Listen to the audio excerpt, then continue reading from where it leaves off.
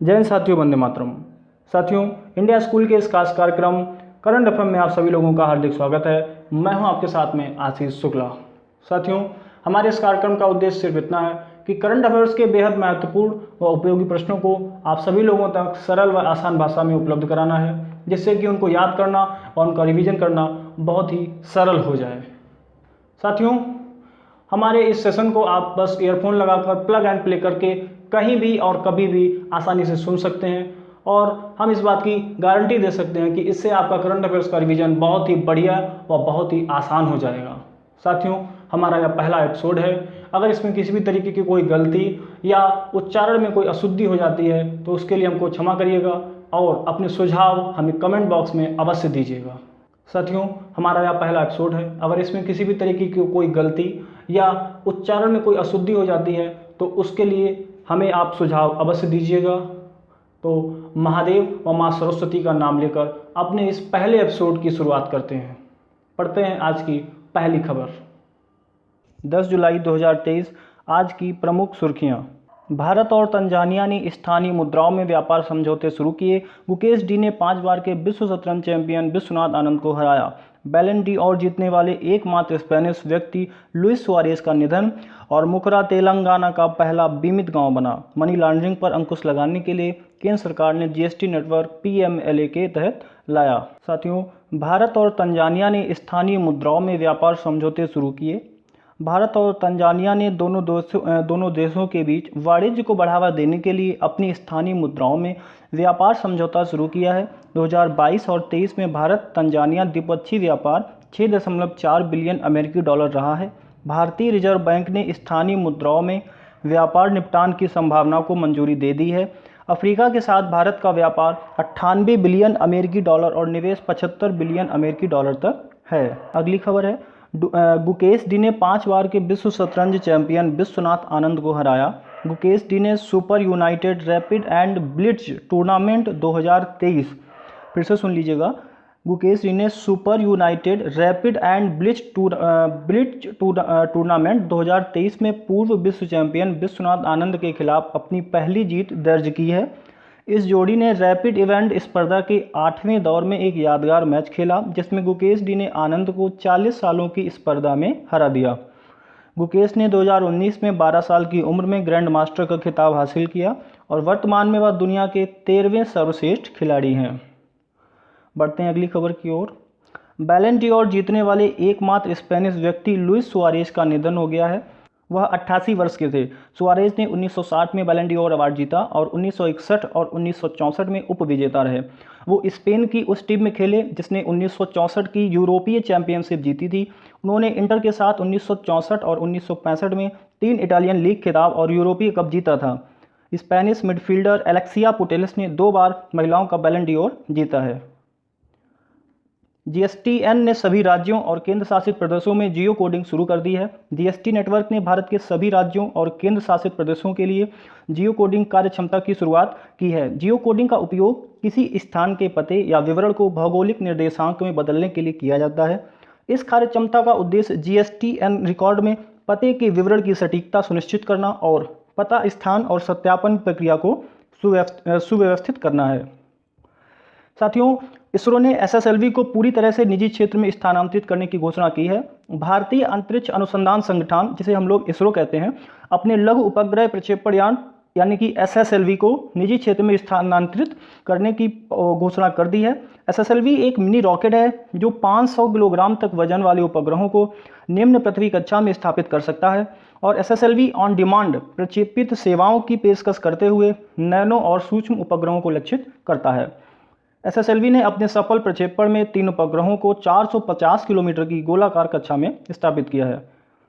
साथियों, जान लेते हैं इसरो के बारे में थोड़ी सी जानकारी। इसरो भारत का एक सरकारी संगठन है और अंतरिक्ष आयोग के तहत कार्य करता है। ये भारत के अंतरिक्ष कार्यक्रम और अंतरिक्ष अन्वेषण गतिविधियों के लिए पूरी तरीके से जिम्मेदार है। इसरो ने कम्युनिकेशन, संचार, नेविगेशन और रिमोट सेंसिंग उद्देश्यों के लिए विभिन्न उपग्रह प्रक्षेपित किए हैं। इसके संस्थापक विक्रम साराभाई थे। इसका हेडक्वार्टर बेंगलुरु में है और इसकी स्थापना 15 अगस्त 1969 को की गई थी। वर्तमान अध्यक्ष एस सोमनाथ जी हैं। साथियों, मुखरा तेलंगाना का पहला बीमित गांव बन गया है। तेलंगाना का मुखरा गांव 100% बीमा कराने वाली राज्य की पहली बस्ती बन गई है। गांव की सरपंच जी मीनाक्षी जी ने बस्तियों के 220 परिवारों को बीमा के दस्तावेज सौंपे हैं। गांव ने विभिन्न योजनाओं को प्रभावी ढंग से लागू करने के लिए 2023 के लिए स्वच्छ जल शक्ति सम्मान, दीनदयाल उपाध्याय पंचायत सशक्तिकरण पुरस्कार 2022 को भी जीता था। साथ ही मनी लॉन्ड्रिंग पर अंकुश लगाने के लिए केंद्र सरकार ने जीएसटी नेटवर्क को पीएमएलए के तहत लाया है। केंद्र सरकार ने वस्तु एवं सेवा कर नेटवर्क जीएसटीएन यानी कि goods and service tax network को धन शोधन निवारण अधिनियम पीएमएलए के तहत लाने के लिए एक अधिसूचना जारी कर दी है। ये आदेश जीएसटी नेटवर्क पर संग्रहित जानकारी को पीएमएलए अधिनियम के तहत साझा करने की अनुमति देता है। जीएसटीएन एक पोर्टल है जो करदाताओं को जीएसटी अनुपालन से संबंधित विभिन्न सेवाओं तक पहुंचने के लिए एक एकल इंटरफेस प्रदान करता है। बढ़ते हैं अगली खबर की ओर। साथियों, राज्य मंत्री डीपी सिंह ने रूस में भारतीय आम महोत्सव, जिसे आम रस कहा जाता है, उसका उद्घाटन किया है। मॉस्को में भारतीय आम महोत्सव आम रस का उद्घाटन राज्य मंत्री दिनेश प्रताप सिंह और राजदूत पवन कपूर ने किया है। महोत्सव का आयोजन भारतीय दूतावास द्वारा उत्तर प्रदेश सरकार, एपीईडीए और दिशा के सहयोग से किया गया था। रूसी दर्शकों को उत्तर प्रदेश के आमों की 5 अलग अलग किस्मों का स्वाद लेने का मौका मिलेगा, जिसमें दशहरी, लंगड़ा, चौसा, आम्रपाली और मल्लिका आम की किस्में शामिल हैं। साथियों, जम्मू कश्मीर ने 14 लाख परिवारों के लिए 10 किलोग्राम प्रति माह अतिरिक्त राशन की घोषणा की है। जम्मू कश्मीर सरकार ने प्राथमिकता वाले परिवारों के लिए रियायती दरों पर प्रति माह 10 किलोग्राम अतिरिक्त राशन उपलब्ध कराने की घोषणा और पहल की है। योजना प्राथमिकता वाले परिवारों के लिए प्रधानमंत्री खाद्य अनुपूरक, जिसके तहत प्रधानमंत्री गरीब कल्याण अन्न योजना में 10 किलोग्राम चावल अतिरिक्त प्रदान किया जाएगा। इस फैसले से लगभग 57 लाख लोगों को फायदा होगा।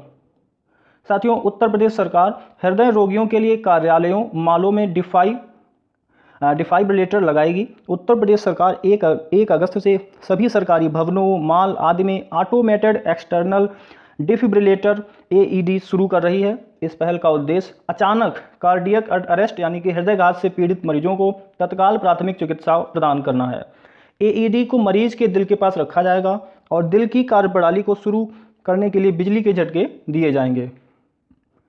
साथियों, ट्रांसजेंडर महिला को पहली बार मिस नीदरलैंड का ताज पहनाया गया है।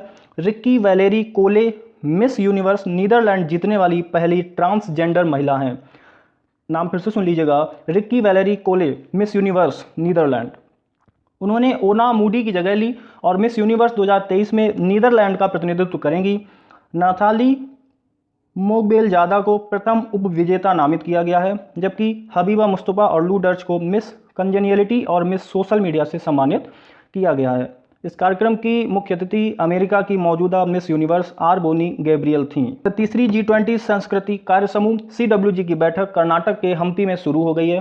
तीसरी G20 संस्कृति समूह की बैठक 10 जुलाई 2023 को कर्नाटक राज्य के हम्पी शहर में शुरू की गई है। इसमें G20 सदस्यों, अतिथि देशों और कई अंतर्राष्ट्रीय संगठनों के प्रतिनिधि भाग लेंगे।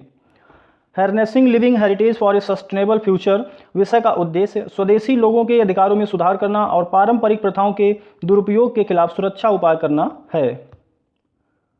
साथियों, लातविया ने यूरोपीय संघ के पहले खुले तौर पर समलैंगिक राष्ट्रपति को शपथ दिलाई है। एडगर रिकेविक्स लातविया के पहले समलैंगिक राष्ट्र प्रमुख और यूरोपीय संघ के सदस्य राज्य के पहले समलैंगिक राष्ट्रपति हैं। इनको मई में राष्ट्रपति के सबसे औपचारिक पद के लिए चुना गया था, जब उनके पूर्ववर्ती ने दोबारा चुनाव न लड़ने का विकल्प चुना था। साथियों, स्क्वाड्रन लीडर सिंधु रेड्डी 14 जुलाई को पेरिस में बेस्टिल डे परेड में भारतीय वायुसेना दल का नेतृत्व करेंगी। रेड्डी एक कुशल हेलीकॉप्टर पायलट हैं, जिन्होंने MI-17 और LO-8 ट्रिपल हेलीकॉप्टर उड़ाए हैं। परेड में हिस्सा लेने के लिए भारतीय नौसेना का मार्चिंग दस्ता भी फ्रांस पहुंच गया है। INS चेन्नई को भी 12 जुलाई से 16 जुलाई तक फ्रांस में तैनात किया जाएगा। साथियों, मध्य प्रदेश ने 13वीं हॉकी इंडिया जूनियर महिला चैंपियनशिप जीत ली है। हॉकी मध्य प्रदेश ने फाइनल में हॉकी झारखंड को 1-0 से हराकर 13वीं हॉकी इंडिया जूनियर महिला राष्ट्रीय चैंपियनशिप 2023 का खिताब जीत लिया है। कांस्य पदक मुकाबले में हॉकी हरियाणा ने छत्तीसगढ़ हॉकी को 12-2 से हराया। कांस्य पदक मैच में हॉकी हरियाणा के लिए सुखप्रीत कौर और शीर्ष स्कोरर रहीं, उन्होंने 4 गोल किए। कांस्य पदक मैच में हॉकी हरियाणा के लिए कनिका सिवाच ने भी हैट्रिक बनाई। साथियों, राजस्थान सरकार ने जन सम्मान वीडियो प्रतियोगिता की शुरुआत की है। और इसका उद्देश्य विधानसभा चुनाव से पहले कल्याणकारी योजनाओं को बढ़ावा देना है और लोगों को कम से कम 2 सोशल मीडिया प्लेटफॉर्म पर हैशटैग जन सम्मान जय राजस्थान के साथ वीडियो अपलोड करना होगा। विजेताओं का चयन दैनिक आधार पर किया जाएगा और प्रतियोगिता की पहली राशि 1 लाख रुपए होगी। तो इसी के साथ साथियों, इंडिया स्कूल के करंट अफेयर्स का आज का ये पहला एपिसोड यहीं पर समाप्त होता है। ये हमारा पहला एपिसोड था, हो सकता है इसमें गलतियां या शब्दों के उच्चारण में हमसे कोई गलती हो गई हो, तो उसके लिए बेहद क्षमा प्रार्थी हैं हम लोग। लेकिन आपको विश्वास दिलाते हैं कि दिन प्रतिदिन हमारे जो भी कंटेंट उपलब्ध कराए जाएंगे उसमें बताई गई जानकारी बहुत ही उपयोगी होगी। इसी के साथ साथियों, आज के लिए हमको आज्ञा दीजिएगा। अपना व अपनों का ख्याल रखिएगा। तब तक के लिए जय हिंद, जय भारत।